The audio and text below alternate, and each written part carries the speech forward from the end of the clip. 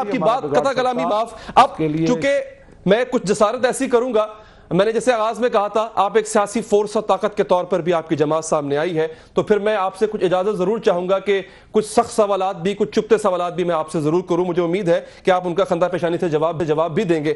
علامہ صاحب, کچھ ہم نے ویڈیوز بھی دیکھی آپ کی جس میں براہ راست ٹرمپ کو جو ہے وہ آپ نے کھری سنائی بھی تھی, اور کچھ الفاظ بھی ایسے استعمال ہوئے تھے جن کو میں نشر نہیں کر سکتا.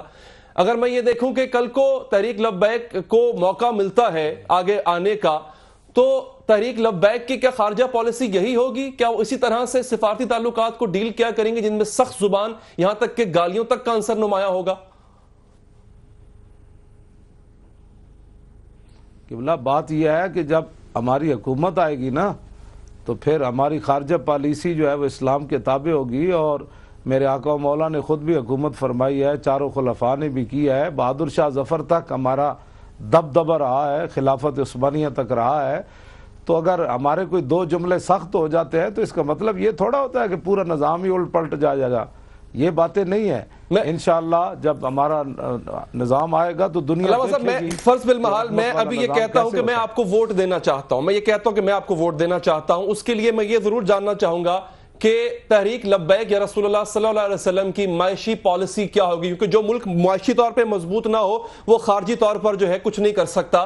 جی ڈی پی کا اس وقت 70% ہم تھریشولڈ کراس کر چکے ہیں, ہمارا جو قرضہ ہے ملک کا وہ اپنی دہلیز کو پار کر چکا ہوا ہے. آپ کا کوئی معاشی پلان ہے اس ملک کے لیے؟ کیا بات ہے, بہت بڑا آپ نے سوال کیا. انشاءاللہ آپ کو پتہ ہونا چاہیے کہ جب اسلام آیا, عمر بن عبدالعزیز جب مسجد سے گھر گئے تھے تو آدھا اسلام نافذ ہو چکا تھا, اور ایک رات گزری تھی تو صبح تک نظام مصطفیٰ نافذ ہو چکا تھا. جو اربا پتی جنہوں نے ملک لوٹے ہوئے تھے خزانے, وہ فٹ پاتھ پر سوئے ہوئے تھے, ان کو پتہ تھا کہ اب اسلام جو ہے وہ ہم سے پوچھ جائے. انہوں نے خود سب کچھ اس قومی خزانے کے حوالے کر دیا تھا. اور انشاءاللہ سادہ بود و باش ہوگی حکمرانوں کی بھی اور رعایا کی بھی, اور حکمرانوں کی جو ہے وہ 60 لاکھ گھڑی کوئی نہیں باندھے گا. اور دہی کم ہو جائے بھور بان میں, دہی کے کنڈے کم ہو تو جہاز لاہور دہی لینے کے لیے نہیں جائے گا, بلکہ ان کو کہا جائے گا یہ سبز مرچیں جو ہے ان کی چٹنی بنا کر کھاؤ.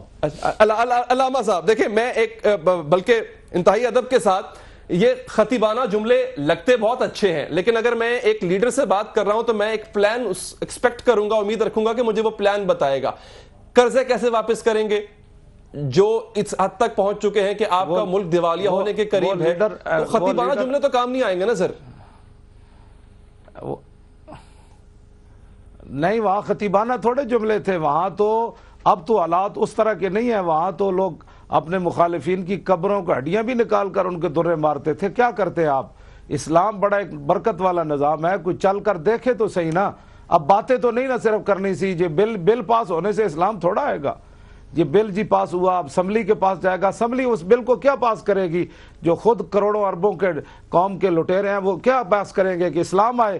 اسلام کو انہوں نے 70 سال ڈرا کر رکھا. اسلام کی کون سی بات ہے جس پر انہوں نے عمل کیا؟ بلکہ اگر آپ محسوس نہ فرمائیں تو سود کے مسئلے میں آپ کو پتہ ہے, آپ کے جو آپ نے آپ کو بڑا لوگ کہنے والے, وہ کہنے لگا کہ ہم یہاں مدرسے کھول دیں, جو سود کھاتا ہے اس کو اللہ پوچھے گا, جو نہیں کھاتا وہ نہ کھائے, ہم مدرسے تو نہیں. جب آپ اسلام کو یہ آپ مقام دیں گے تو اسلام تو آپ کی مدد نہیں نہ کرے گا.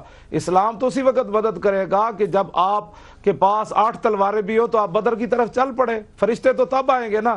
آپ جو ہے 20 قسم کے کھانے کے بعد پھر غریبوں کی باتیں کریں, 400 کنال کے اندر رہ کر, 300 کنال کے اندر رہ کر پھر غریبوں کی باتیں کریں. ایسے تو اسلام تھوڑا آئے گا. میں اگر پریکٹیکل بات کروں, ایک پریکٹیکل بات کروں, دیکھیں عرض یہ ہے کہ اس وقت آپ جکڑے ہوئے ہیں آئی ایم ایف کے قرضوں میں.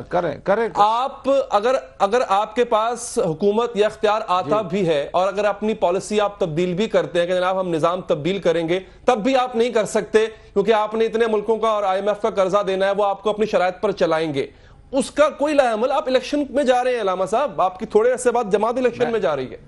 میں بتا رہا ہوں نا کہ بلا میں بسم اللہ, یہ تو بڑا آپ نے پھر اہم سوال کر دیا.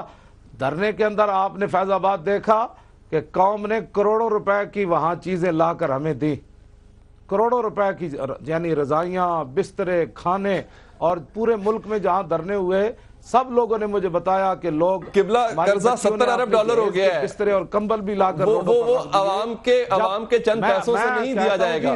70,000 بھی نہیں، کمال ہے، ہمارے پاس ایسے ایسے حضور کے غلام موجود ہیں پاکستان میں جو انشاءاللہ ایک بندہ ہی دے دے گا، لیکن ان کو پتہ ہو کہ آگے وہ ہڑپ کرنے والا نہیں ہے، ظالم نہیں ہے، لٹیرا نہیں ہے، اپنی بیٹیوں کی ایک کمپنی جو ہے وہ 10 ارب ڈالر کی بنانے والا نہیں ہے، تو پھر آپ دیکھیں کہ لوگ روڈوں پر بھی پیسے رکھ جائیں گے، یہ قرض ادا کریں آپ۔ قبلہ یعنی پاکستان جو ہے وہ ٹوٹل چندے پہ چلے گا، معاشی پالیسی کوئی نہیں ہوگی ہماری، چندے پہ چلے گا پاکستان۔